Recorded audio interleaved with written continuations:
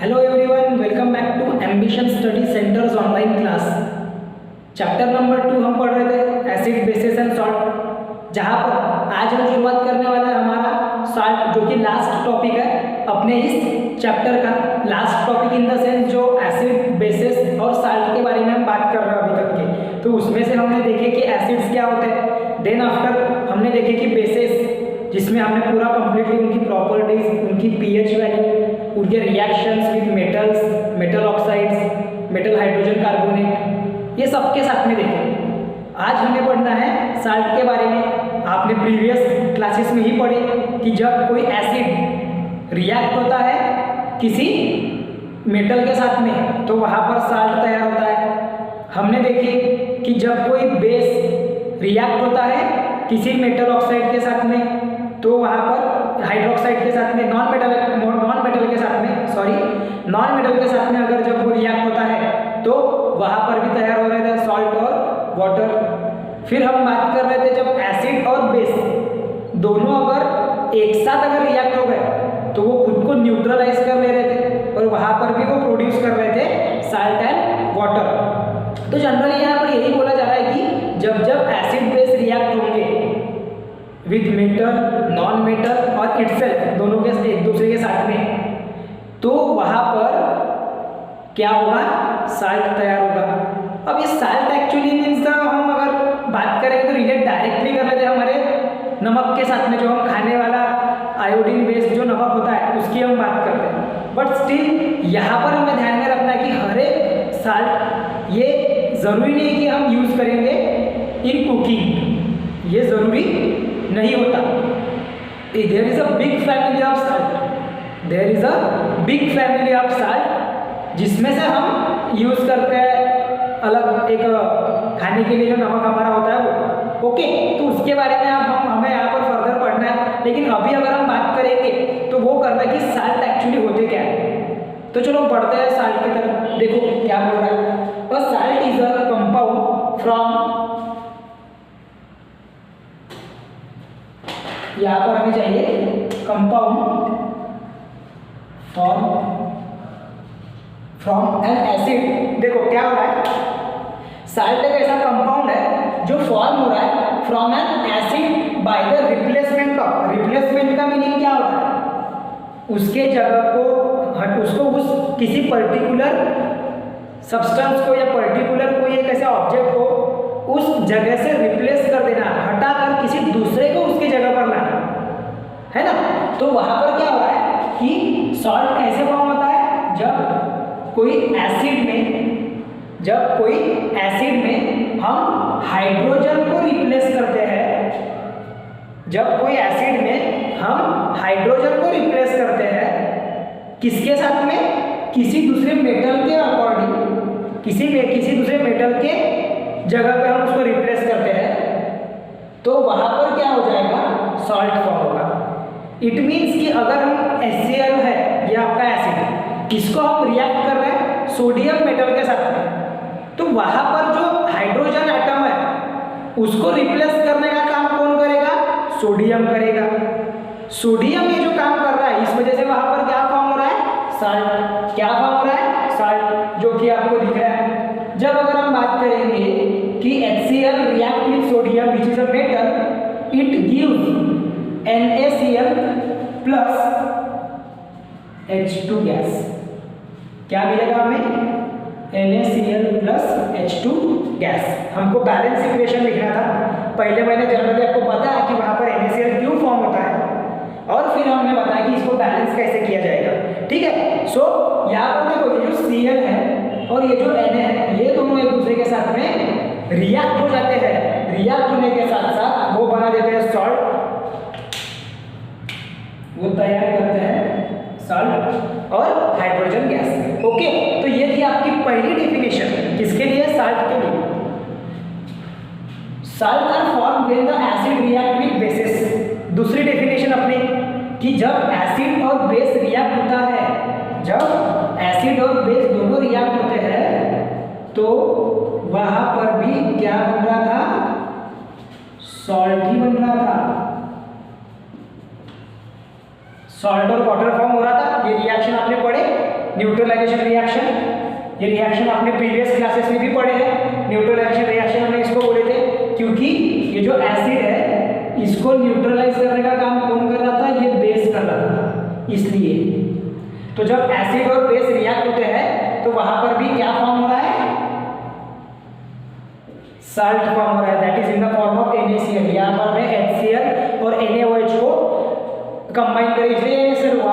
वही अगर हम बात करेंगे अभी H2SO4 प्लस NaOH, 2NaOH की अगर हम बात करेंगे यहाँ पर तो अलग फॉर्म बनेगा, यहाँ पर Na2SO4 भी बन सकता है ना।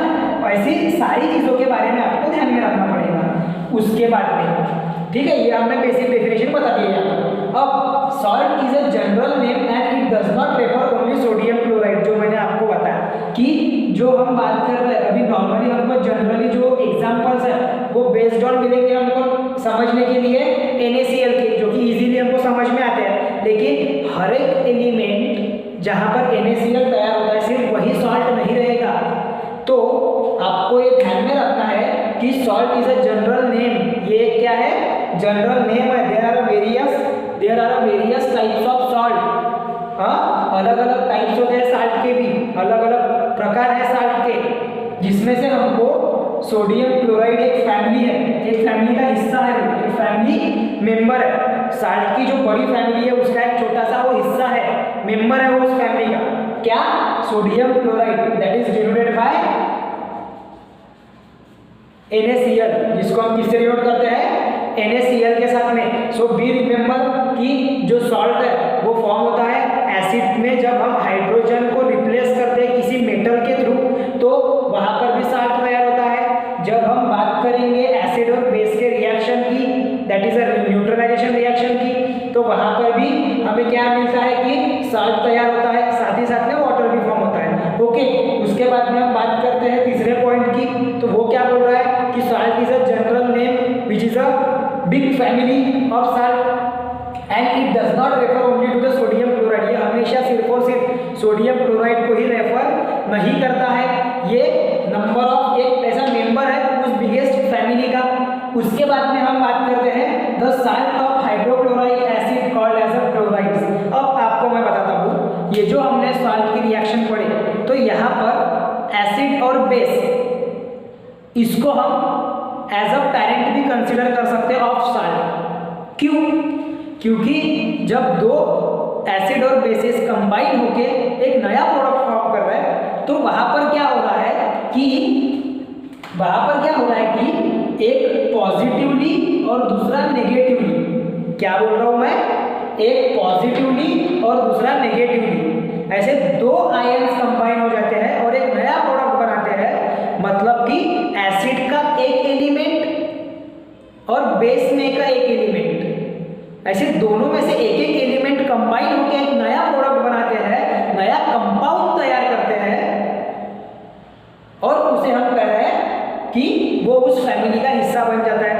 लाइक अलग अलग फैमिलीज के लिए नाम दिए हुए हैं यहाँ पर, अलग अलग मेंबर्स के लिए साल्ट के फैमिली के। देखो, अगर हाइड्रोक्लोरिक एसिड से अगर कोई साल्ट बन रहा है, ध्यान दो, अगर हाइड्रोक्लोरिक एसिड HCl इससे अगर कोई सॉल्ट बन रहा है तो हम उसे बोलेंगे क्लोराइड्स। क्या बोलेंगे?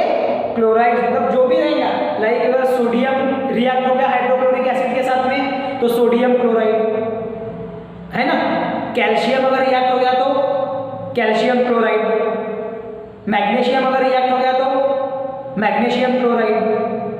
ध्यान में आ रहा है क्या कि अगर कोई ऐसा एलिमेंट है जो रिएक्ट हो रहा है HCl के साथ में, हाइड्रोक्लोरिक एसिड के साथ में, तो वो बनेगा क्लोराइड। फिर हम बढ़ते हैं आगे, अगर कोई सल्फ्यूरिक एसिड H2SO4 के साथ में रिएक्ट कर रहा है तो सल्फेट्स बोलेंगे उसको। यहाँ पर ये एग्जांपल आपको दिया हुआ है Na2SO4 का, तो ये जो Na2SO4 है ये सल्फेट्स है, जहाँ पर सोडियम रिएक्ट हो रहा है सल्फ्यूरिक एसिड के साथ में। वो रिएक्शन कुछ इस प्रकार से होती है।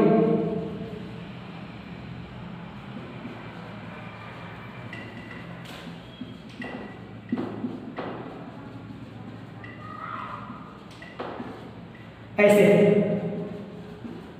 समझ में आ रहा है? ऐसे वो रिएक्शन होती है जहां पर ये सल्फेट फॉर्म होता है, सोडियम सल्फेट फॉर्म होता है, ठीक है। So the salt of acetic nitric acid called as nitrate, nitric acid के एंड में रहता है NO3, क्या रहेगा NO3। उसके बाद में अगर हम बात करेंगे एसिडिक एसिड की, तो एसिडिक एसिड हम शो करते हैं CH3COOH, तो यहाँ से हाइड्रोजन को रिप्लेस करके कोई नया वहां पर क्या आ जाता है, मेटल या फिर कोई नॉन मेटल भी नहीं, तो नहीं मेटल ही आएगा वहां पर। जैसे कि यहाँ पर दिया हुआ है CH3COONA, सोडियम यहाँ पर ऐड हो गया हाइड्रोजन को रिप्लेस करके, तो वहां पर वो बन रहा है एसीटेट। क्या बन रहा है? एसीटेट, ठीक है। The salt of carbonic acid H2CO3, carbonic acid से जो सॉल्ट बनेगा उसको हम क्या कहेंगे? कार्बोनेट। उसे क्या कहेंगे? कार्बोनेट। समझ में आ रहा है? तो ये है आपके कुछ examples for family of salt जो आपको दिखेंगे ये, और ये इसके ऊपर का मैंने आपको पूरा डिस्क्रिप्शन बताया कि उनको किन नामों से बुलाया जाएगा। ये याद रखना पड़ेगा आपको लिखते वक्त, ठीक है। ये सारी चीजें आपको याद रखनी पड़ेंगी, ओके। फिर बढ़ते हैं अगला, क्या है? Properties of salt. आगे बढ़ने के साथ में हमें कुछ प्रॉपर्टीज ध्यान में रखना है साल्ट के। देखो क्या बोल रहा है, salts are mostly solid. Generally salts क्या होते हैं? सॉलिड्स होते हैं। मतलब कि जब अगर दो एक्वस सॉल्यूशन के साथ में भी अगर रिएक्ट हो रहा है तो वहां पर प्रेसिपिटेट फॉर्म होके सॉलिड बन जाएगा, ओके। लेकिन सॉलिड जो प्रेसिपिटेट है वो जनरली वाटर सोल्यूबल नहीं रहते, ध्यान में रखना। They have the high melting and boiling point. Salt का जो मेल्टिंग और बॉइलिंग पॉइंट है वो भी क्या होता है? हाई रहता है, ज्यादा रहता है उसका। उसको अगर हमें मेल्ट करना है या फिर बॉइल करना है तो उसका जो मेल्टिंग पॉइंट है वो ज्यादा रहेगा। Then solution of salt in water conduct the electricity because it contains ions. यहाँ पर पॉजिटिवली और नेगेटिवली चार्ज आयंस प्रेजेंट होते हैं, और जब पॉजिटिव और नेगेटिव चार्ज आयन प्रेजेंट होंगे तो वहां पर इलेक्ट्रिसिटी कंडक्ट होने के चांसेस ज्यादा है, क्योंकि वो आयंस एक दूसरे को अट्रैक्ट करते हैं, ठीक है। देखो फिर solution of salt in water conduct electricity. तो जो सॉल्यूशन रहेगा सॉल्ट के वो क्या कंडक्ट करेंगे? इलेक्ट्रिसिटी कंडक्ट करेंगे। देन आफ्टर अगर हम बात करते हैं आयोनिक कंपाउंड की, तो वही आयंस फॉर्म हो रहे वहां पर positive negative like cation anions, इसलिए सॉल्ट हमको क्या कहेंगे? सॉल्ट को हम क्या कहेंगे? Ionic compound. मतलब कटायंस और अनायंस कंबाइन होकर एक कंपाउंड तैयार करते हैं जिसको आप कहेंगे आयोनिक कंपाउंड। कौन से कंपाउंड कहेंगे? Ionic compound. The compound which are formed by the combination of ions that is cations और anions, okay. They consist of positively charge cations, वो कंसिस्ट करते हैं positively charge cations and negatively charge अनायन,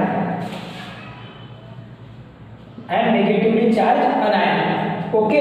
like ये example में देख सकते हैं कि अगर हम NaCl को अगर ब्रेक करते हैं, उसको सेपरेट आउट करते हैं उसके एटम्स को, तो हमें मिलेगा Na पॉजिटिव जो कि रहेगा कटायन और Cl नेगेटिव जो कि रहेगा आपका अनायन। समझ में आ रहा है? इसमें नेगेटिव चार्ज रहता है, इसमें पॉजिटिव चार्ज रहता है। वो आपने कैसे आता है वो आपने पढ़े हैं in the periodic classification of elements में, ठीक है। उसके बाद में अभी बढ़ते हैं फैमिली ऑफ सॉल्ट के तरफ। क्या होते हैं? क्या है? एक हिस्सा जब ग्रुप ऑफ मेंबर जुड़ गए तो वहां पर बन गई फैमिली, एक परिवार बन गया। यहाँ पर तो डिफरेंट काइंड्स ऑफ साल्ट तैयार हो गए, तो उसकी भी क्या बनेगी? एक कॉमन फैमिली बनेगी। देखते हैं कैसी है तो फैमिली उसकी। तो salt having the same positive ion और same negative ion are said to be belong to a family of salt. बड़ा ही ध्यान में रखने लायक पार्ट है कि ऐसे साल्ट जिनमें एक तो सेम पॉजिटिव आयंस रहेंगे और सेम नेगेटिव आयंस रहेंगे। पॉजिटिव आयंस मतलब लाइक ये सोडियम, कैल्शियम, मैग्नीशियम, समझ में आ रहा है? पोटेशियम, जिन पे पॉजिटिव चार्ज होता है, हाइड्रोजन भी आ गया उसमें। तो जिनके पॉजिटिव आयंस रहते हैं उसको हम कहेंगे उस सेम फैमिली से बिलोंग करेगा, वो उस सेम फैमिली से बिलोंग करेगा।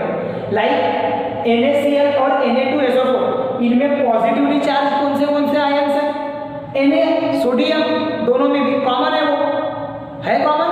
तो इसीलिए इन दोनों को हम बोलेंगे कि ये सेम फैमिली से बिलोंग करते हैं। ये जो NaCl और Na2SO4 है, इनको हम क्या बोलेंगे कि ये सेम फैमिली से बिलोंग करते हैं। क्यों बिलोंग करते हैं? क्योंकि इनमें ये जो Na है और ये जो Na2 है, तो इन दोनों का जो चार्ज है वो पॉजिटिव है। पॉजिटिव होने के कारण ये सेम फैमिली से बिलोंग करेंगे, क्योंकि इनमें सेम नंबर ऑफ या same kind of positive ions है। उसके बाद में सेम नेगेटिव आयंस, या फिर दूसरा क्या है कि अगर सेम नेगेटिव आयंस भी रहे तो भी वो सेम फैमिली से बिलोंग करेंगे किसी पर्टिकुलर साल्ट के। लाइक ये दूसरा एग्जांपल ध्यान में रखना है, NaCl और KCl। अब यहाँ पर कॉमन क्या है? क्लोरीन, जिसका आयन है Cl-, तो ये कॉमन होने के कारण ये भी NaCl और KCl दो फैमिलीज के साथ, दो सेपरेट फैमिली के साथ में बिलोंग करता है। इसका मतलब ये हुआ कि NaCl दो फैमिलीज में रह सकता है, एक पॉजिटिव आयन वाले भी और एक नेगेटिव आयन वाले भी। ठीक है, तो ये हो गया आपका फैमिली ऑफ सॉल्ट। ऐसे और भी एग्जांपल्स आपके टेक्स्ट बुक में दिए हुए हैं, आपको मैंने कुछ बेसिक एग्जांपल के साथ में लिया। अच्छे स्टूडेंट रेफरेंस बुक को भी कहीं अपने साथ में रखेंगे ताकि वहां से अपने को और एक्स्ट्रा एग्जांपल्स मिल सके, आपको और एक्स्ट्रा एग्जांपल्स की प्रैक्टिस हो सके। ध्यान में आ रहा है? तो ये सारी चीज़ों को अपने ध्यान में रखना है कि आपने प्रैक्टिस करते वक्त पूरा का पूरा ध्यान में रखना है आपने कि हमें क्या पढ़ना है, क्या नहीं पढ़ना है, and based on the reference book exam point of view कैसे तैयार करना है। कॉन्सेप्ट आपको पहले बनाना है, उसके बाद में एग्जाम पॉइंट ऑफ व्यू आपकी प्रिपरेशन तैयार करना है। समझ में आ रहा है? प्रिपरेशन अच्छी रहेगी तो आपको फिर वो दिक्कत नहीं रहेगी उसमें। ठीक है, तो इतने पार्ट का भी स्क्रीनशॉट ले लो और उसके बाद में हम बढ़ते हैं अगले टॉपिक की ओर, जो कि रहेगा टाइप्स ऑफ सॉल्ट। उससे पहले पढ़ेंगे पीएच क्या होती है।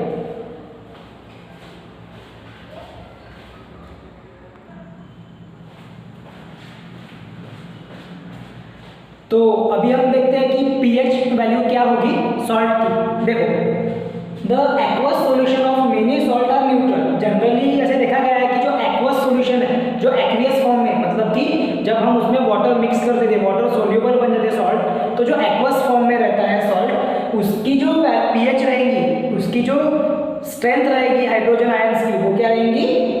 7 = 7, मतलब जनरली न्यूट्रल। जनरली क्या रहेगी वो? Neutral. Then after some salt produce acidic solution and some salt produce basic solution when they dissolve in water. कभी कभी क्या होता है कि कुछ ऐसे सॉल्ट होते हैं जो जब वाटर में डिसॉल्व कर लेते हैं तो वो एसिडिक सॉल्यूशन प्रोड्यूस करते हैं। लाइक हम बात करेंगे यहाँ पर NH4Cl, मतलब अमोनियम क्लोराइड की। जब अमोनियम क्लोराइड रिएक्ट होगा वाटर में, आगे में जब हम रिएक्शन देखेंगे तो पता चलेगा हमें, जब अमोनियम क्लोराइड रिएक्ट होगा वाटर में तो वो वहां पर फॉर्म करेगा एसिडिक सॉल्यूशन। कैसा फॉर्म करेगा? एसिडिक, जिसकी पीएच रहेगी 6। जिसकी पीएच क्या रहेगी? 6। ओके, 6 रह सकती है या बिलो 6 रह सकती है, less than 6। Okay, then after जो सॉल्ट है Na2CO3 मीन्स कि सोडियम कार्बोनेट, ये जब वाटर के साथ में रिएक्ट होता है तो ये फॉर्म करेगा बेसिक सॉल्यूशन। ये क्या तैयार करेगा? बेसिक सॉल्यूशन, जिसकी पीएच रहेगी 9। ओके, फिर हमें बढ़ना है आगे। द एसिडिक और basic nature of the salt explain by the hydrolysis of water. What does it mean? Hydrolysis. Hydrolysis means splitting of salt in presence of water, मतलब water के प्रेजेंस में साल्ट का स्प्लिटिंग करना। Splitting करने का meaning उसको divide करना, उसको तोड़ना। समझ में आ रहा है? अलग अलग करना कंपाउंड को, साल्ट के कंपाउंड को इन प्रेजेंस ऑफ वाटर, क्योंकि hydrolysis, hydro refers to water. Okay, then after the salt of the strong acid and strong base gives the neutral solution. क्या बोल रहा है ये कि जो साल्ट रहेंगे स्ट्रॉन्ग एसिड के और स्ट्रॉन्ग बेस के, मतलब अगर हम बात करेंगे स्ट्रॉन्ग एसिड और स्ट्रॉन्ग बेस रिएक्ट हो रहे एक दूसरे के साथ में, स्ट्रॉन्ग एसिड और स्ट्रॉन्ग बेस रिएक्ट हो रहे एक दूसरे के साथ में, तो वहां पर हमें क्या मिलेगा? न्यूट्रल सॉल्यूशन मिलेगा। क्या मिलेगा? Neutral solution. उसका मतलब क्या हुआ? ये एग्जांपल से अपने को क्लियर हो जाएगा। देखो क्या बोल रहा है एग्जांपल। हमने लिए एक स्ट्रॉन्ग एसिड जिसको हमने बोले HCl, हमने लिए एक स्ट्रॉन्ग बेस जो कि है हमारा NaOH, दोनों को हम कर दे रहे रिएक्ट। तो यहाँ पर क्या होगा? जो पॉजिटिव है वो नेगेटिव के साथ में रिएक्ट होगा और जो फिर से यहाँ पर हाइड्रोजन हो जाएगा OH के साथ में, तो यहाँ पर क्या होगा? NaCl फॉर्म होगा और और ये जो NaCl तैयार हो रहा है, ये जो NaCl तैयार हो रहा है ये फॉर्म करेगा साल्ट जो कि रहेगा न्यूट्रल। न्यूट्रल है मतलब उसकी pH इक्वल टू 7, उसकी pH इक्वल टू 7 और H2O वाटर। समझ में आ रहा है? ये समझेंगे हम कि जब स्ट्रॉन्ग एसिड और स्ट्रॉन्ग बेस एक दूसरे के साथ में रिएक्ट होते हैं तो वो तैयार करेंगे एक साल्ट जो कि रहेगा न्यूट्रल स्टेट में, मतलब कि उसकी pH रहेगी 7। समझ में आ रहा है? उसके बाद में सेकंड पॉइंट क्या बोल रहा है pH के लिए, जो कि हमने बोले ना एसिडिक सॉल्यूशन तैयार करेगा।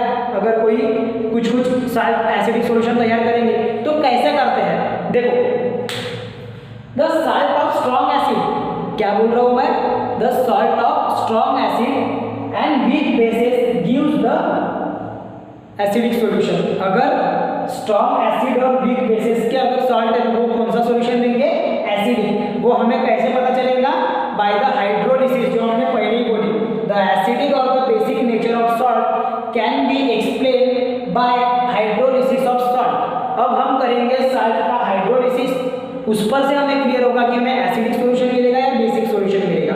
ओके, जनरली ये सब एक्सपेरिमेंट में क्लियर होता है, लेकिन अपने थ्योरी नॉलेज के लिए आपको यहाँ पर with the help of chemical reaction आपको ध्यान में रखना है, ठीक है ना। देखो हम क्या कर रहे हैं, NH4Cl जो कि अमोनियम क्लोराइड है, साल्ट है ये, इसको हम ब्रेक कर रहे हैं, हाइड्रोलिसिस कर रहे हैं उसका इन प्रेजेंस ऑफ वाटर। किसके साथ में, वाटर के साथ में, पहले भी मैंने बताया। तो अब यहाँ पर देखो कैसे इनका रिएक्शन होगा।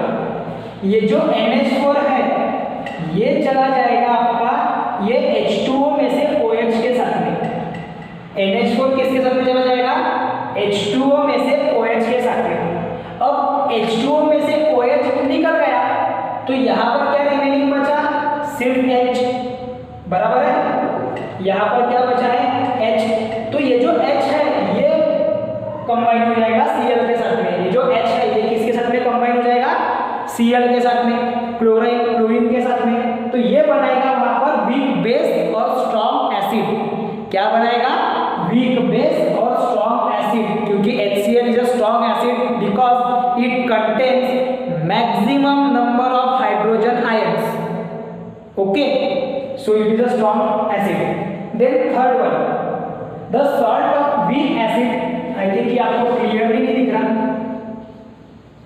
हाँ देखो क्या बोल रहा है, the salt of weak acid. ध्यान रखो, हाँ ध्यान में रखना पड़ेगा ये सारी चीजें, समझने में इजी है लेकिन ध्यान में रखना पड़ेगा कि salt of weak acid and strong bases. अगर वीक एसिड्स है और स्ट्रॉन्ग बेसिस है तो इनके जो सॉल्ट रहेंगे ये हमें देंगे बेसिक सॉल्यूशन। क्या देंगे ये हमें, बेसिक सॉल्यूशन। अब basic solution means what, Na2CO3 जब हाइड्रोलिसिस हो रहा है उसका, तो यहाँ पर Na के साथ में फिर से OH निकल जाएगा, Na के साथ में फिर से क्या आ जाएगा, OH। और यहाँ से जो H है, जो H है यहाँ से वो रिएक्ट हो जाएगा CO3 के साथ में, तो H2CO3 बनेगा कार्बोनिक एसिड। इसको हम क्या कहते हैं, कार्बोनिक एसिड। और साथ ही साथ में क्या बनेगा, सोडियम हाइड्रोक्साइड। अब सोडियम हाइड्रोक्साइड की बात करेंगे तो यहाँ पर OH माइनस मतलब हाइड्रोक्साइड आयंस ये ग्रेटर अमाउंट में रहते हैं, इसीलिए उसे कहा जाता है स्ट्रॉन्ग बेस। तो जब किसी साल्ट का हाइड्रोलिसिस होता है तब हमें वीक एसिड और स्ट्रॉन्ग बेस मिलता है। मतलब अगर इन दोनों का कॉम्बिनेशन होगा तो हमें Na2CO3 मतलब कि एक बेसिक सॉल्यूशन हमें मिलेगा। समझ में आ रहा है? तो ये बात हमें यहाँ पर ध्यान में रखनी है with the pH of salt. Is it clear up to this? चलो उसके बाद में अभी हम कुछ टाइप्स ऑफ सॉल्ट पढ़ते हैं कि क्या क्या होते हैं टाइप्स ऑफ सॉल्ट, जिसमें हम पहले पढ़ेंगे कॉमन सॉल्ट जो कि NaCl है, सोडियम क्लोराइड। इसी को हम जनरली कॉमन सॉल्ट से डिनोट करते हैं। तो पढ़ते हैं उसके बारे में, उसके यूज, वो कैसे तैयार होता है वो तो आपने समझ ही लिए। उसके कुछ यूजेस पढ़ लेंगे, उसके बाद में और भी हमें पढ़ना है। तो शुरुआत करते हैं एक एक करके। पहले इतने पार्ट का स्क्रीनशॉट ले लो।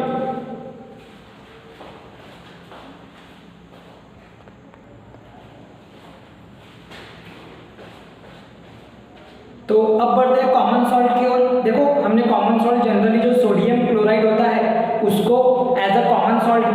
नाम से बुलाया जाता है। देखो अभी कॉमन सॉल्ट कैसे तैयार होता है। देखो common salt is a chemical name of common salt is NaCl।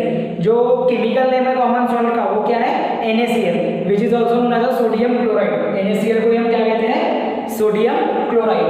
Common salt is a neutral salt. Common salt actually में एक न्यूट्रल सॉल्ट है। भाई इज इट न्यूट्रल? क्यों वो न्यूट्रल है? बिकॉज ऑफ की वहां पर स्ट्रॉन्ग एसिड और स्ट्रॉन्ग बेस दोनों भी एक दूसरे के साथ में रिएक्ट होते हैं, सो वो न्यूट्रल बनता है। स्ट्रॉन्ग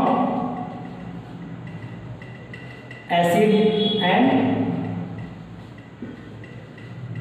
स्ट्रॉन्ग बेस दोनों भी वहां पर एक दूसरे के साथ में रिएक्ट होते हैं। और वहां पर जब हमने पहली प्रॉपर्टी पढ़ी थी पीएच में कि when the strong acid and strong base react with each other it form the neutral compound. तो वो क्या फॉर्म करते हैं, न्यूट्रल कंपाउंड। इसीलिए ये जो सॉल्ट है ये आपका कैसे रहता, न्यूट्रल। कैसे रहता, न्यूट्रल, जिसकी पीएच रहती 7, जिसकी पीएच रहती 7। अब देखो हमें जो ये सॉल्ट है वो NaCl कैसे बनता है, NaOH HCl दोनों रिएक्ट होते हैं। तो यहाँ से क्या होगा, Na रिएक्ट होगा HCl के साथ में, OH रिएक्ट होगा H के साथ में। समझ में आ रहा है? ऐसे उसकी रिएक्शन होगी, कॉम्बिनेशन होगा उसका। सो यहाँ पर हम बोलेंगे कि NaCl इस तरीके से क्या हो रहा है, तैयार हो रहा है। After that common salt is obtained from sea water by the process of evaporation. बड़ी जनरल प्रोसेस है, आपने पिछले क्लासेस में भी, प्रीवियस स्टैंडर्ड में भी उसके बारे में सुने हैं कि by the means of evaporation के प्रोसेस से हम क्या कर सकते हैं, कॉमन सॉल्ट को तैयार कर सकते हैं। वहां से हमको सी वाटर से हमें वो ऑब्टेन कर सकते हैं हम उसे। After that common salt is also obtain from the underground deposit. मतलब कि जनरली जो अंडरग्राउंड जो सीज वगैरह है जो सूख गए बहुत पुराने जमाने से, और उसके अंडरग्राउंड में जैसे हम कोल वगैरह माइनिंग करते हैं वैसे ही कॉमन सॉल्ट का भी क्या होता है, माइनिंग होता है। तो उस वहां से भी हमें कॉमन सॉल्ट मिलता है। एक चीज ध्यान में रखना, जो माइनिंग से कॉमन सॉल्ट मिलता है लाइक डिपॉजिट से, तो यहाँ पर ये ब्राउन कलर का होता है। क्यों ब्राउन कलर का होता है? बिकॉज ऑफ कि ये अंदर से जो उसका जो मतलब हम बात करें उसमें इम्प्यूरिटीज प्रेजेंट होती है, मिनरल्स की इम्प्यूरिटीज प्रेजेंट होती है, और वो इम्प्यूरिटीज रहने के कारण वो जो सॉल्ट है वो ब्राउन कलर का होता है। ओके, उसके बाद में अभी हमें देखना है कॉमन सॉल्ट के यूजेस, कहाँ कहाँ कॉमन सॉल्ट यूज होता है। देखो जनरली कॉमन सॉल्ट यूज होता है for preparing the different types of chemicals like caustic soda, baking powder, washing soda, baking soda जिसको हम कहते हैं। इन सब में किसका यूज होता है, कॉमन सॉल्ट का, उनको तैयार करने में, उनका प्रिपरेशन करने में इंडस्ट्रीज में। ओके, दूसरा उसका यूज है कि कुकिंग द फूड, खाना पकाने में भी यूज होता ही है उसका। उसके बाद में हम बोलेंगे कि जो हमारी नर्वस सिस्टम है या फिर हमारा जो मसल्स है, इसका प्रॉपर फंक्शनिंग, इसका प्रॉपर वर्क होने के लिए भी आपको NaCl मीन्स कॉमन सॉल्ट की गरज पड़ती है। आपने ये बायोलॉजी के पार्ट में और डीप में और अच्छे से पढ़ोगे, लेकिन हमें यहाँ पर यूज के लिए ध्यान में रखना है। और उसका जो यूज है वो हम बोलेंगे वॉशिंग सोडा जो है उसमें बनाने में, उसके बाद में सोप वगैरह जो आप बनाते हो उसमें भी किसका यूज होता है, कॉमन सॉल्ट का यूज किया जाता है। समझ में आ रहा है? तो अभी एक एक करके हम पढ़ेंगे यूजेस ऑफ कॉमन सॉल्ट, और उसके बाद में जो केमिकल्स तैयार होते हैं like caustic soda, baking soda, washing soda, ये कैसे तैयार होते हैं वो भी हम यहाँ पर जानने की कोशिश करेंगे और समझने की कोशिश करेंगे। ठीक है, तो यहाँ जो ये यूजेस है ये आपको लिख कर दिए हुए हैं, इसको आपने पूरा स्क्रीनशॉट ले लेना है। और फिर हम पढ़ते हैं प्रिपरेशन ऑफ बेकिंग सोडा, उनके यूज, नाइट्रोजन के यूज, क्लोरीन के यूज, सब के बारे में पढ़ते हैं, हाइड्रोजन के यूज के बारे में। ओके, सो इनका आप पहले स्क्रीनशॉट लेना।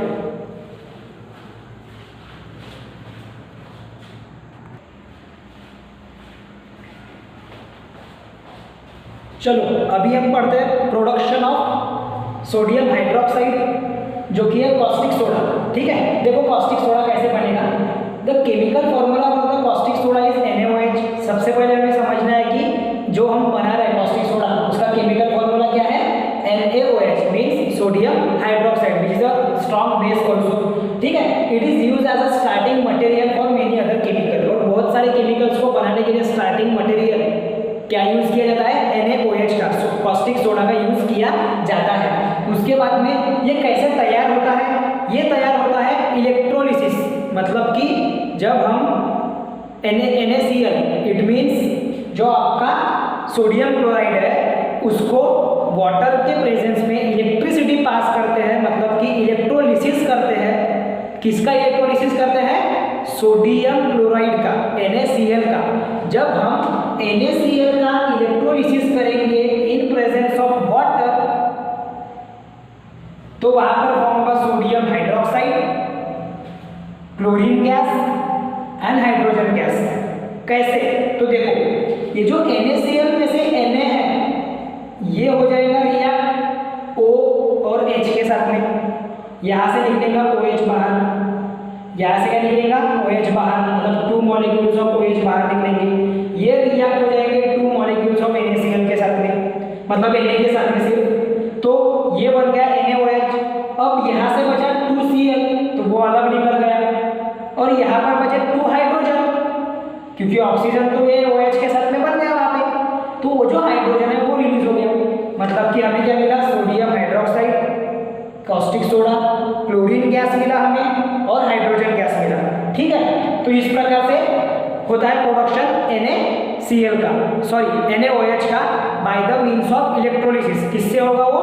इलेक्ट्रोलिसिस के प्रोसेस से। इलेक्ट्रोलिसिस मतलब इन presence of electricity breakdown of compound of जो भी हम कंसीडर करेंगे, लाइक यहाँ पर हमने कंसीडर करे हैं सोडियम क्लोराइड। ठीक है, हाँ। अब यूजेस क्या होते हैं सोडियम हाइड्रोक्साइड के? NaOH के यूजेस क्या क्या है? और भी यूजेस है, मैंने यहाँ पर कुछ यूजेस आपको लिख कर दिया हूँ। लाइक हम यूज करते हैं उसको making soap and detergent, soap और डिटर्जेंट बनाने के लिए हम उसका यूज करते हैं। उसके बाद में हम यूज करते हैं आर्टिफिशियल टेक्सटाइल फाइबर। अब आर्टिफिशियल टेक्सटाइल फाइबर मीन्स क्या होता है? जो बड़े बड़े कंपनियों में फाइबर्स तैयार होते हैं लाइक रेयन वगैरह, तो उस रेयन फाइबर्स का वगैरह बनाने के लिए आर्टिफिशियल मैनमेड तरीके से वो बनाने के लिए किसका यूज होता है? सोडियम हाइड्रोक्साइड का। साथ ही साथ में मैन्युफैक्चर ऑफ पेपर जो हम यूज करते हैं जनरली, उसका जो मैन्युफैक्चर है उसमें भी सोडियम हाइड्रोक्साइड का यूज होता है। आफ्टर दैट ऑयल रिफाइनिंग, मतलब उसको रिफाइन करना ऑयल को। After that making the dyes, जितने भी जो डाई वगैरह बनते हैं वो इंडिकेटर भी जिसमें होता है। ब्लीचेस वगैरह में भी बनाने में किसका यूज होता है? सोडियम हाइड्रोक्साइड का। किसका यूज होता है? सोडियम हाइड्रोक्साइड का। सेकंड प्रोडक्ट हमें क्या मिल रहा था? क्लोरीन। तो क्लोरीन के भी यूज कुछ हम समझ लेते हैं। देखो पहला यूज क्या है क्लोरीन का? It is use in the production for bleaching powder. Bleaching powder use करने के लिए क्लोरीन का यूज होता है, क्लोरीन गैस का। देन आफ्टर हाइड्रोक्लोरिक एसिड में HCl में भी किसका यूज हो रहा है? क्लोरीन का। किसका यूज हो रहा है? क्लोरीन का। समझ में आ रहा है? उसके बाद में production of plastic such as PVC का फुल फॉर्म है पॉलीविनिल क्लोराइड। पॉलीविनिल क्लोराइड, ये जब आपने प्रीवियस क्लासेस में 8th स्टैंडर्ड में फाइबर्स वगैरह पढ़े तो फाइबर्स के लेसन में आपको ये सब था, प्लास्टिक का प्रोडक्शन, फाइबर्स का प्रोडक्शन। ठीक है, वो क्लोरोफॉर्म जो एक गैस है, किसी को अगर बेहोश वगैरह करना है तो क्लोरोफॉर्म वगैरह यूज होता है, उसमें भी क्लोरीन गैस का यूज किया जाता है। उसके बाद में making solvent for dry cleaning, और ड्राई क्लीनिंग जहाँ पर कोई दाग वगैरह लगा, इंक वगैरह हो गया या कोई ऐसा जिद्दी दाग लगा कपड़ों पे, तो वहाँ पर हम ड्राई क्लीनिंग के लिए उसको बेचते हैं। तो उस ड्राई क्लीनिंग के दौरान क्लोरीन, ये गैस का या फिर क्लोरीन का यूज किया जाता है for the solvent, as a solvent. समझ में आ रहा है? सॉल्वेंट जो तैयार करते हैं हम ड्राई क्लीनिंग के लिए, सॉरी मैं क्या बोल रहा हूँ कि ड्राई क्लीनिंग के लिए जो सॉल्वेंट हम तैयार करेंगे उस सॉल्वेंट में किसका यूज होगा? क्लोरीन का यूज होगा। ठीक है, उसके बाद में आते हैं हाइड्रोजन के यूज पे। देखो हाइड्रोजन का यूज क्या कहता है? It is use in the production of HCl। ये किसके प्रोडक्शन में यूज होता है? HCl, hydrochloric acid. उसके बाद में फर्टिलाइजर्स जो हम बनाते हैं, तो फर्टिलाइजर्स का बनाते वक्त हम यूज करते हैं अमोनिया को। तो अमोनिया प्रिपेयर करने के लिए भी किसका यूज हो रहा है? हाइड्रोजन का। किसका यूज हो रहा है? हाइड्रोजन का। मिथेनॉल भी अगर हमें बनाना है, अल्कोहल का बेस है ये मिथेनॉल, जहाँ पर CH3 उसका फंक्शनल ग्रुप के एज यूज होता है, वहाँ पर OH CH3 के साथ में। तो ये मिथेनॉल है, ये भी वहाँ पर तैयार किया जाता है। साथ ही साथ में रॉकेट्स में फ्यूल के तरह भी किसका यूज किया जाता है? हाइड्रोजन का यूज किया जाता है। Is it clear up to this to all? Is this clear? Okay, अब हम बढ़ते हैं अपने अगले प्रिपरेशन की ओर, जो कि है वॉशिंग सोडा का प्रिपरेशन। इजी है, 3 स्टेप में करना है, देखते कैसे होता है। पहले आप इतने पार्ट का स्क्रीनशॉट ले लो सभी जन।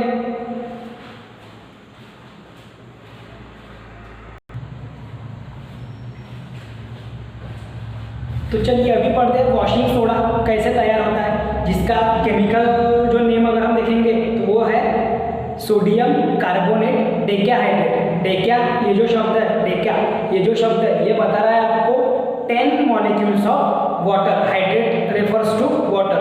और ये क्यों ये नाम पड़ा? बिकॉज ऑफ कि यहाँ पर वाटर का क्या हो रहा है, क्रिस्टलाइजेशन हो रहा है, मतलब क्रिस्टल्स के फॉर्म में वहाँ पर हमें क्या मिल रहा है, वो जो सब्सटेंस है वो क्या हो रहा है, क्रिस्टल्स के फॉर्म में मिल रहा है, तो उसको हम कहेंगे क्रिस्टलाइजेशन प्रोसेस। तो क्रिस्टल्स के फॉर्म में जो छोटे छोटे पार्टिकल्स है उसके फॉर्म में हमें वो मिल रहा है, तो इसीलिए उसका नाम रखा गया है कि सोडियम कार्बोनेट डेक्याहाइड्रेट। देखते हैं अभी कैसे हो रहा है। देखो सबसे पहले तो वही बता, washing soda is a sodium carbonate.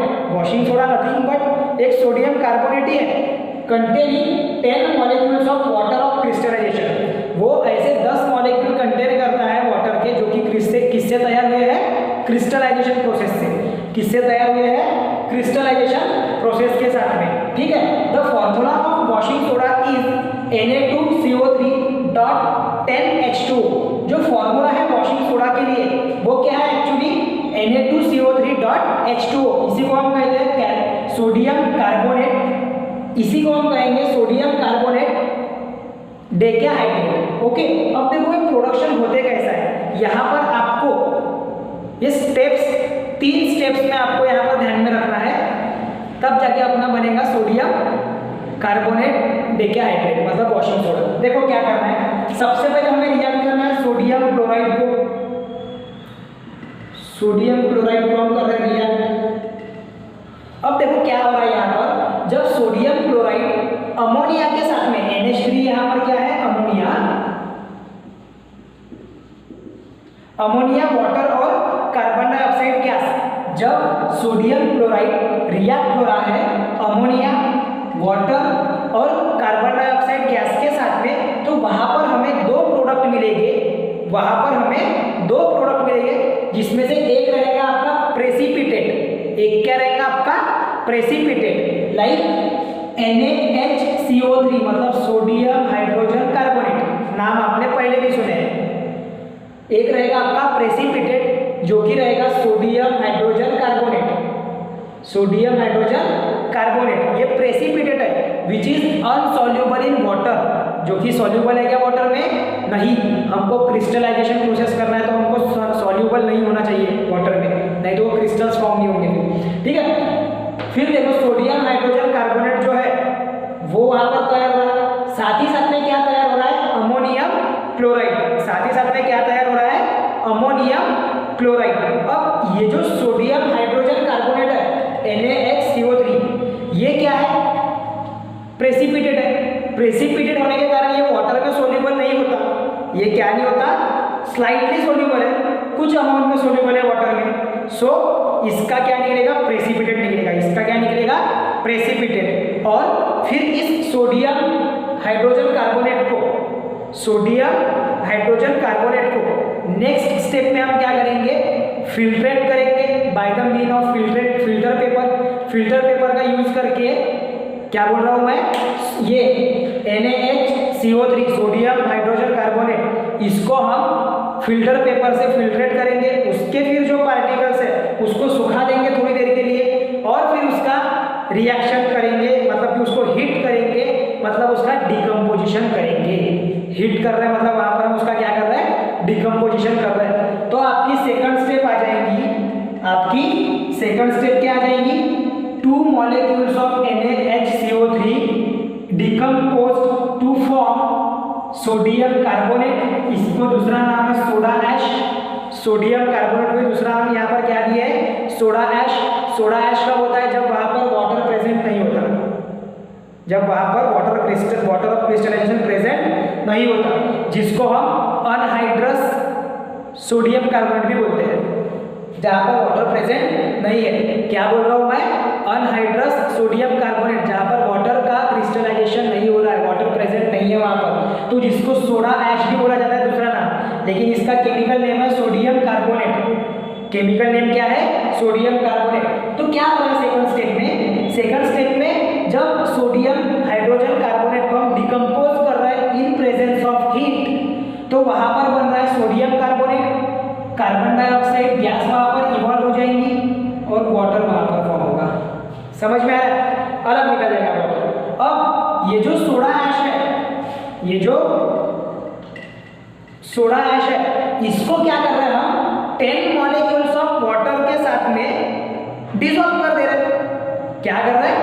10 molecules of water के साथ में डिसॉल्व कर दे रहे हैं। तो जब ये 10 मॉलिक्यूल्स ऑफ वाटर के साथ में डिसॉल्व होता है तो वहां पर वो फिर से रिक्रिस्टलाइज हो जाता है। क्या बन जाता है? वो फिर से रिक्रिस्टलाइज हो जाता है और रिक्रिस्टलाइज होने के साथ साथ वहां पर एक नया प्रोडक्ट तैयार होता है जो कि होता है हमारा वॉशिंग सोडा, जिसको हम कहेंगे सोडियम कार्बोनेट डेक्याहाइड्रेट। क्या कहेंगे? Sodium carbonate decahydrate. मतलब कि ये जो है ये nothing but the washing soda है, जो कि कब फॉर्म हो रहा है? जब सोडा ऐश वाटर के साथ में डिसॉल्व होके साथ में मिक्स हो जाना। तो आपको थर्ड स्टेप में मिलेगा वॉशिंग सोडा। तो आपको ये स्टेप्स याद रखनी पड़ेगी। उसके पहले आपको लिखना पड़ेगा when we dried, when we crystallise and then dried and then heating, filtrate कर रहे, ये सब लिखना पड़ेगा आपको। समझ में आ रहा है? मैंने आपको यहाँ पर स्टेप वाइज पूरा बताया। इसके यूजेस जो है, वॉशिंग सोडा के जो यूजेस है, लाइक वो ट्रांसपेरेंट क्रिस्टलाइन सॉलिड होता है, उसकी प्रॉपर्टीज हमें पहले ध्यान में रखना है कि जो वॉशिंग सोडा है ये क्या रहता है? Transparent crystalline solid. Crystalline solid और एमोरफस सॉलिड। क्रिस्टलाइन सॉलिड जो पार्टिकल्स के फॉर्म में होता है, एक पर्टिकुलर उसके मॉलिक्यूल्स की अरेंजमेंट होती है, जो आप हायर क्लासेस में पढ़ोगे। उनके मॉलिक्यूल्स के एटम्स की एक प्रॉपर अरेंजमेंट होती है, वो रहता है क्रिस्टलाइन सॉलिड। उसके बाद में फ्यू मेटल कार्बोनेट है। वॉशिंग सोडा एक ऐसा मेटल कार्बोनेट है जो वाटर में सोल्यूबल है। ये उसकी दूसरी प्रॉपर्टी है कि ये क्या है? वाटर में सोल्यूबल है। बहुत कम मेटल कार्बोनेट सोल्यूबल रहता है वाटर में, जिसमें से तुम्हारा वॉशिंग सोडा भी आता है। उसके बाद में इसमें जब वॉशिंग सोडा वाटर में क्या बन जाता है? बेसिक बन जाता है, अल्कलाइन बन जाता है। तो रेड लिटमस किस में टर्न होता है? ब्लू कलर में। रेड लिटमस किस में टर्न होगा? ब्लू कलर में। तो ये कुछ प्रॉपर्टीज आपको याद रखना है। उसके बाद में ये स्टेप्स मैंने आपको लिख कर दिया, ये आपने ध्यान में रखना है। मैं उम्मीद करता हूँ कि आपको स्टेप्स भी पूरी समझ में आ गई है। ठीक है, तो चलो उसके साथ ही में हम बढ़ते हैं फिर बेकिंग सोडा की ओर। इसके जो यूजेस है ये आपने खुद ने लिखना है।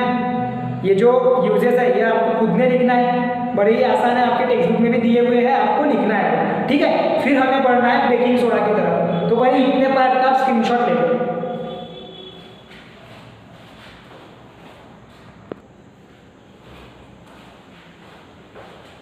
तो चलो अभी बढ़ते हैं अपने अगले केमिकल फॉर्मूला की ओर, मतलब कि जिसे हमें इसका प्रॉपर्टीज, जिसका प्रिपरेशन और जिसके यूजेस हमें पढ़ना है, तो वो है आपका बेकिंग सोडा। नाम आपने बहुत से बार सुने हैं, लाइक अपने फूड, अपनी जो फूड्स वगैरह लाइक हमारा ब्रेड, केक्स, इनमें बहुत सा यूज होता है बेकिंग पाउडर का, जो कि बनता है एक्चुअली बेकिंग सोडा से। तो सबसे पहले देखते हैं उसका प्रिपरेशन। प्रिपरेशन को अगर हमें वर्ड्स में लिखना है तो कैसे लिखेंगे? देखो, when sodium chloride is react with और react in presence of ammonia, water and carbon dioxide gas, then it gives sodium hydrogen carbonate that is baking soda and ammonium chloride that is NH4Cl। Okay, ऐसा। तो देखो अभी कैसे बनता है वो। हमने ये जो रिएक्शन है ये first step of washing soda में ही पड़ी थी। देखो पहली स्टेप वॉशिंग सोडा की, NaCl जब रिएक्ट होता है अमोनिया के साथ में, वाटर के साथ में और कार्बन डाइऑक्साइड के साथ में, तो वहां पर NH ये तैयार हुआ था, जो कि स्लाइटली सोल्यूबल है वाटर में, स्लाइटली सोल्यूबल है, कंप्लीटली नहीं, प्रेसिपिटेट के फॉर्म में तैयार हुआ था वो, बस वही है। ठीक है, क्या हुआ है, कैसे तैयार हुआ है? देखो सोडियम यहाँ से निकल के आ रहा सिर्फ एक H, यहाँ से बोल सकते हैं या फिर यहाँ से। चलो यहाँ से निकालते हैं, H निकालते हैं और OH निकाल देते हैं यहाँ से। ओके, नहीं तो एक काम करते हैं, यहाँ से OH निकाल देते हैं और H अलग। तो देखो यहाँ का Na, यहाँ पर OH और ये जो CO2 है इसमें से पूरा का पूरा CO2 और यहाँ का एक O, तो ये बन गया CO3। ध्यान दो, यहाँ का पूरा कंप्लीट CO2 और यहाँ का एक O, तो ये बन गया CO3। उसके बाद में एक H यहाँ से निकला, H2O में से एक H यहाँ से OH के साथ में वो आ गया यहाँ पर HCO3 और जो Na है वो। तो इस प्रकार से ये इसको छोड़ दिया जाए तो 1 2 और 3 ऐसा तीनों मिलाकर क्या बना आपका baking soda, that is NaHCO3। इसको हम कहते हैं सोडियम हाइड्रोजन कार्बोनेट। क्या कहते हैं? Sodium hydrogen carbonate. बना कैसे है आपको मैंने समझाया अभी। और दूसरा जो प्रोडक्ट रिमेनिंग रहेगा वो बन जाएगा NH4Cl। दूसरा क्या बनेगा? NH4Cl। बहुत सिंपल रिएक्शन है, बस आपको रिएक्टेंट ध्यान में रखना है और कैसे वो रिड्यूस होते हैं वो ध्यान में रखना है। अगर आपको याद करना तो कैसे करेंगे, आपको केमिकल फॉर्मूला याद रखना पड़ेगा किसका? बेकिंग सोडा का, तब जाके आपको वो बनाते जानेगा। फिर अपने को पता रहेगा कि सोडियम हाइड्रोजन कार्बोनेट है मतलब NaHCO3 है, तो अपन बराबर वहां पर वो तैयार कर सकते हैं। ओके, उसके बाद में क्या प्रॉपर्टीज होती है बेकिंग सोडा की? देखो, it is a white crystal which slightly soluble in water. ये व्हाइट क्रिस्टल्स के फॉर्म में तैयार होते हैं, क्विक क्रिस्टलाइजेशन होती है वहां पर, विच स्लाइटली सोल्यूबल इन वाटर। और वो कंप्लीटली सोल्यूबल नहीं है, कुछ अमाउंट में सोल्यूबल होता है वाटर में। इट इज माइल्ड मतलब soft, non corrosive base. Non corrosive का मीनिंग होता है कि जो कोरोड नहीं होता है, करोजन शो नहीं करता है कोरोजन। आफ्टर दैट जब उसका डिकम्पोजिशन होता है, मींस ये है इसका जब डिकम्पोजिशन होता है तो वहां पर हमें क्या मिलता है? Sodium carbonate. Sodium carbonate is nothing but the Na2CO3 sodium carbonate Na2CO3 ये फॉर्म होता है। और क्या तैयार होता है वहां पर? CO2 गैस, जो कि हमने इसके प्रीवियस रिएक्शन में देखे ही थे। उसके यूजेस क्या क्या है? वो यूज होता है as a antacid in medicine. जब मेडिसिन हम तैयार करते हैं वहां पर एंटासिड जो कि एसिडिटी को रिमूव करने का काम करता है, वो एज अ एंटासिड हम किसका यूज करते हैं? सोडियम हाइड्रोजन कार्बोनेट का। उसके बाद में in making of baking powder, और बेकिंग पाउडर से क्या बनते हैं? केक, ब्रेड्स, तो उसके लिए भी बेकिंग सोडा का यूज होता है। Then after it is used in also the fire extinguishers. ये और किसमें यूज किया जाता है? Fire extinguishers. फायर एक्सटिंग्विशर्स में भी इसका यूज होता है। देन आफ्टर अभी हम पढ़ते हैं ब्लीचिंग पाउडर की ओर। ब्लीचिंग पाउडर कैसे क्या तैयार होता है? ब्लीचिंग पाउडर के बहुत से कॉमन यूज आपने देखे हैं, जैसे कि वाटर को क्लियर करने के लिए, मतलब वाटर में से जर्म्स क्लियर करने के लिए, मारने के लिए, उनको डिटॉक्सिफाई करने के लिए वाटर को हम किसका यूज करते हैं? ब्लीचिंग पाउडर का। ब्लीचिंग पाउडर का यूज करते हैं। तो देखते हैं वो ब्लीचिंग पाउडर बनता कैसे। देखो कैसे बनता है ब्लीचिंग पाउडर। जब हम Cl2 गैस मतलब कि क्लोरीन गैस जब पास करते हैं किसमें से? CaOH2 मतलब कि कैल्शियम हाइड्रोक्साइड। कैल्शियम हाइड्रोक्साइड जिसको हम स्लेट लाइन भी बोलते हैं, स्लेट लाइन भी उसको कहा जाता है। तो जब Cl2 गैस इस स्लेट लाइन में से पास होती है तो वहां पर हाइड्रोजन जो वाटर है वो अलग निकल के एक मॉलिक्यूल ऑफ ऑक्सीजन वहां पर कंबाइन हो जाता है विद क्लोरीन और वहां पर बनता है कैल्शियम ऑक्सीक्लोराइड। क्या बनता है? Calcium oxychloride. इसकी अगर मैं रिएक्शन समझाऊंगा आपको तो क्या होगा? ये जो OH2 है मतलब कि यहाँ पर OH2 जो है इसमें 2 मॉलिक्यूल्स ऑफ O है और 2 मॉलिक्यूल्स ऑफ हाइड्रोजन है। तो एक मॉलिक्यूल Ca के साथ में रह जाता है तो वो बन जाता है CaO, उसके साथ में ऐड हो जाता है Cl, तो ये बन जाता है CaOCl। समझा? और फिर H2O बाहर निकलता है। ठीक है, मतलब क्या बोला मैंने कि जो OH2 है उसमें से एक O क्या होता है?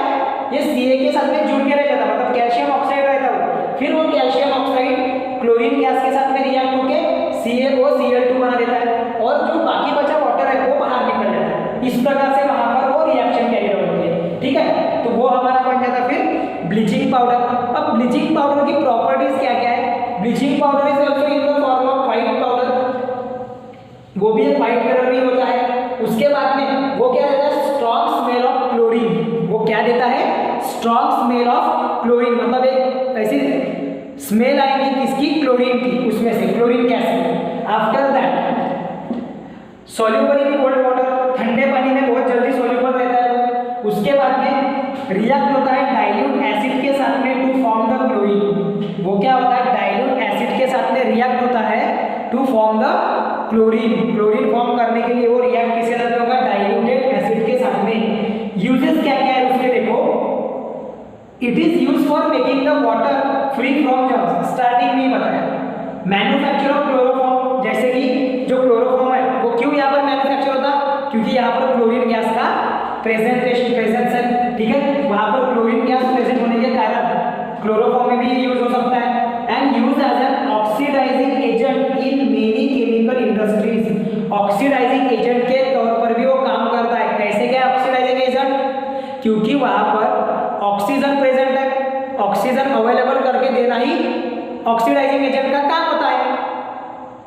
क्या बोल रहा हूँ, ऑक्सीजन अवेलेबल करके देना ही किसका काम होता है, ऑक्सीडाइजिंग एजेंट का।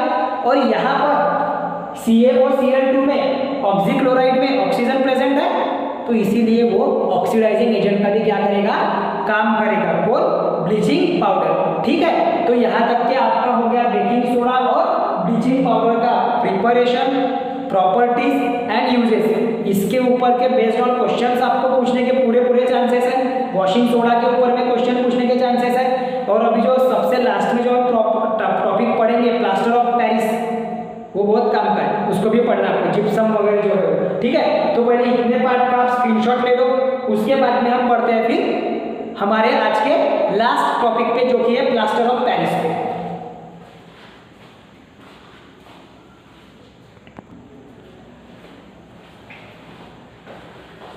तो चलिए स्टूडेंट, अभी पढ़ते हैं हमारा आज का लास्ट टॉपिक जो कि है प्लास्टर ऑफ पेरिस।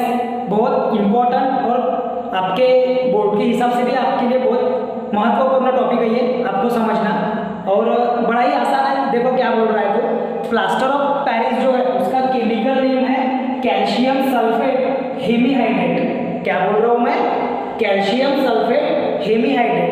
हेमी ये वर्ड क्या डिनोट करता है वहां पर, हाफ।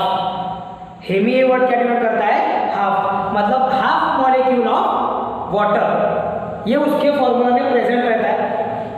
बट एक चीज ध्यान में रखना कि हाफ मॉलिक्यूल ऑफ वाटर हमें तैयार करना पॉसिबल नहीं है, सो उसको हम बाद में बैलेंस करेंगे, लेकिन उसका जो केमिकल फॉर्मूला है वो जनरली इससे डिनोट किया जाता है, ओके। उसके बाद में देखो preparation of plaster of Paris, prepare कैसे करेंगे, तो देखो plaster of Paris is prepared from gypsum. Gypsum नाम का एक हमारे को क्या लगेगा, रिएक्टर लगेगा, सब्सटेंस लगेगा, जिसका केमिकल फॉर्मूला है CaSO4 डॉट 2H2O, और इसी का होता है डीकम्पोजिशन। इसी का क्या होता है, डीकम्पोजिशन, और वाटर ऑफ क्रिस्टलाइजेशन दोनों भी होते हैं, ठीक है। तो डीकम्पोजिशन होते वक्त जब उसको हीट करते हैं हम, जिप्सम को जब हम 100 डिग्री सेल्सियस तक के हीट करते हैं, तो हमें मिलेगा POP, means plaster of Paris. क्या मिलेगा, प्लास्टर ऑफ पेरिस। देखो कैसे होगा, तो ये जो CaSO4 डॉट 2H2O, ये जो जिप्सम है, ये जो जिप्सम है, यही क्या हो रहा है कि हीट कर रहे हैं हम इसको, हीट करते जा रहे हैं, हीट करते जा रहे हैं अप टू 100 डिग्री सेल्सियस। तो 100 डिग्री सेल्सियस पे जाने के बाद में हमें क्या मिलेगा, CaSO4 डॉट H2O, मतलब जो हाइड्रेशन है वो वहाँ पर होगा, हाफ मॉलिक्यूल्स वहाँ से क्या हो जाएंगे, रिमूव हो जाएंगे, 1.5 मॉलिक्यूल वाटर के रहेगा सिर्फ हाफ, और हमें क्या मिलेगा, 1.5 मॉलिक्यूल ऑफ वाटर, ठीक है। तो ये है आपका प्लास्टर ऑफ पेरिस। बस आपको ये चीज ज्यादा अच्छे से याद रखना है, ठीक है। Heating to 100 degree Celsius, that is 373 kelvin. एक चीज लेकिन ध्यान में रखना है आपको यहाँ पर कि heating of gypsum should not be allowed to go above the 100 degree Celsius. जो हीटिंग ऑफ जिप्सम है वो 100 डिग्री सेल्सियस के अबव जाना नहीं चाहिए। अगर वो गया तो वो क्या एलिमिनेट कर देगा, वो किसे खत्म कर देगा, वाटर ऑफ क्रिस्टलाइजेशन को खत्म कर देगा। मतलब इसके प्लास्टर ऑफ पेरिस के क्रिस्टल बनने के लिए जो वाटर नीडेड है उसको सीधा सीधा वो वहां से गायब कर देगा, एलिमिनेट कर देगा। तो 100 डिग्री के ऊपर गया कि अपना प्रोडक्ट बनेगा नहीं। तो बहुत केयरफुली होके हमें प्लास्टर ऑफ पेरिस तैयार करना होता है। समझ में आ रहा है? बहुत इजी है, कुछ नहीं है, बस जिप्सम को हमको डिकम्पोज करते चलना है एट 100 डिग्री सेल्सियस। तो वहां से भी सिर्फ पूरा का पूरा कंपाउंड डिकम्पोज नहीं होगा, वहां से कुछ वाटर के मॉलिक्यूल रिलीज हो जाएंगे और हमें मिलेगा प्लास्टर ऑफ पेरिस का फॉर्मूला। ठीक है, अब हमने क्या बोले कि half molecules of water present रहेंगे, जरूरी नहीं है और वो हमेशा पॉसिबल नहीं है वो लेबोरेटरी में तैयार करना। तो इसलिए हम क्या करेंगे, उस इक्वेशन को बैलेंस कर देंगे by increasing the molecules of gypsum. हम क्या करेंगे, जिप्सम के मॉलिक्यूल को इंक्रीज कर देंगे। किस तरीके से इंक्रीज करेंगे, फिर देखो CaSO4.2H2O को हम क्या कर देंगे, मल्टीप्लाइड बाय 2 कर दिया, मतलब नंबर ऑफ एटम बढ़ गए, उसमें नंबर ऑफ एटम बढ़ गए, मतलब कि उसको फिर से हीट करो 100 डिग्री सेल्सियस पे। तो वहां पर बनेगा हमें 2CaSO4.H2O। मतलब यहाँ से जो हाफ था वो हो गया कैंसल, यहाँ पे जो हाफ था वो हो गया कैंसल और हमें मिल गया 3 मॉलिक्यूल्स ऑफ H2O और 2 molecules of plaster of Paris. ठीक है, ये लिखो या ये लिखो, दोनों भी सेम ही दिए गए, कुछ फर्क नहीं है, बस मॉलिक्यूल्स का फर्क है, उससे उसके स्ट्रक्चर में कोई भी प्रॉब्लम नहीं आया।